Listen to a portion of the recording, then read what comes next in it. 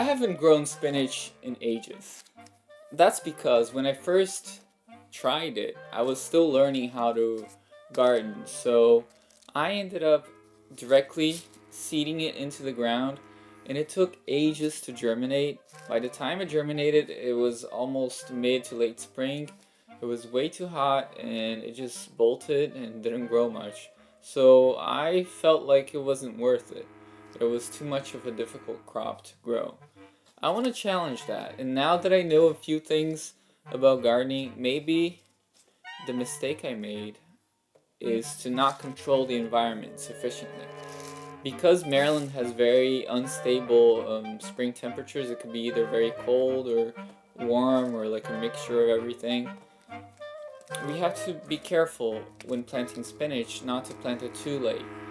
So I'm going to use the plate germination method. That will, I hope, it will give me a boost in the how fast it grows at first, how fast it germinates, and that will help me to be able to put it in the ground sooner and have it grow faster. Let's see if it works. Oh, assumptions, quaint little things they are. Certainly the domain of the young and confident and their bravado. It is just that life has a penchant of steadily chipping away at them. I always encourage people who are just getting into gardening, be it young children or teens or even adults that never gardened before. If you're going to try it, start using the plate germination method. It just gives you a little bit more control and you see things happening. That just gives you more incentive to continue. You feel like you're doing something other than just waiting for whatever the weather is like. So I think it's a good idea. In all fairness, the plate germination method works splendidly, especially with warm weather crops.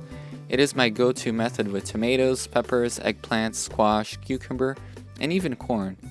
Certain things like lavender have only grown well with me using the plate germination method with a key temperature modification. But for me, to assume that spinach seeds would thrive with this method just because other seeds do was a hasty conclusion. But sometimes failure is our greatest teacher. Several days later, I was rudely awakened to this fact. It has been a bit over a week since I put my spinach seeds to sprout, and it seems that they're not sprouting. I'm starting to have deja vus of the failures of my first year. But I researched and there's a slightly different technique to use with spinach.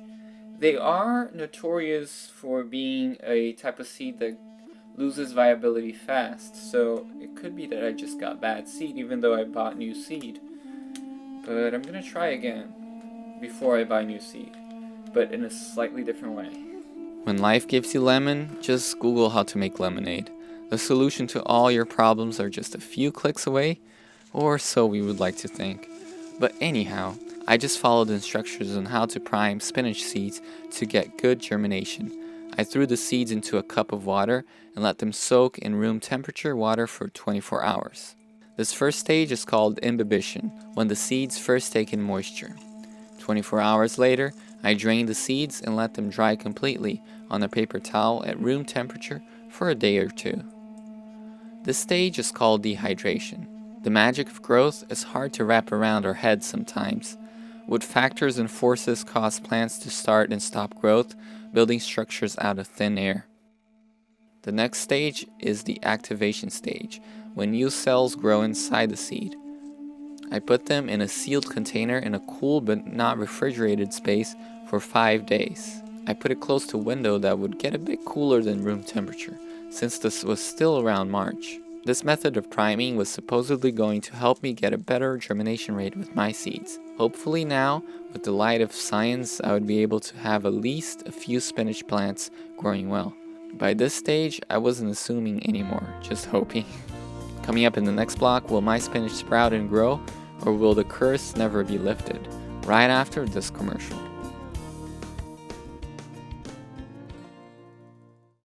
If you enjoy the videos and would like to support the channel, you can purchase an original painting or drawing in my Etsy shop, or become a patron in my Patreon.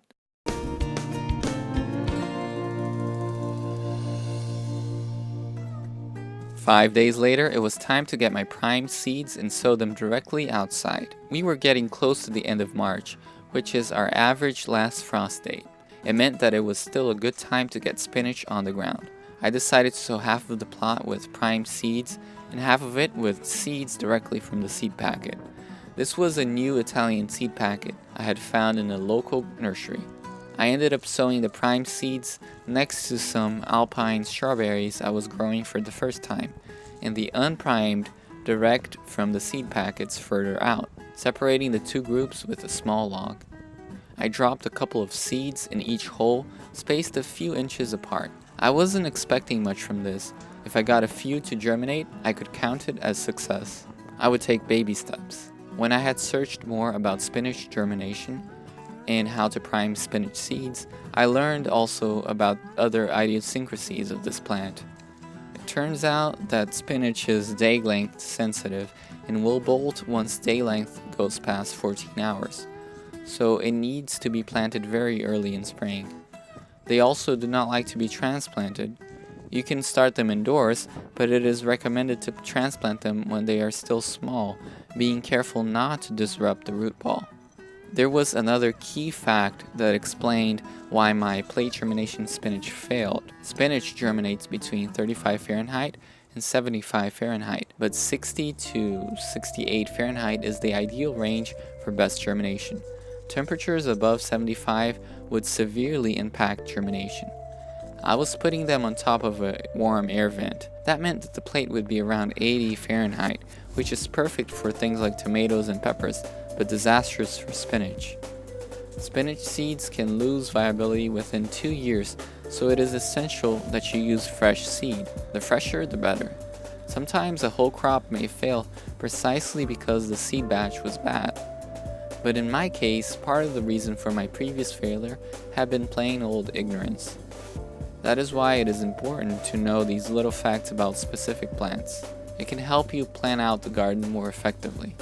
Warmer spring days woke up the daffodils and tulips as intermittent rain signaled to the seeds safe in the soil it was time to grow. And sure enough, several days later, I could see the signs of hope peeking through my layer of mulch, coming not only from the specially primed seed side, but also from the straight out of the package group. Can you believe it? Sometimes the old-fashioned way of sowing is just righteous. I was excited to see that.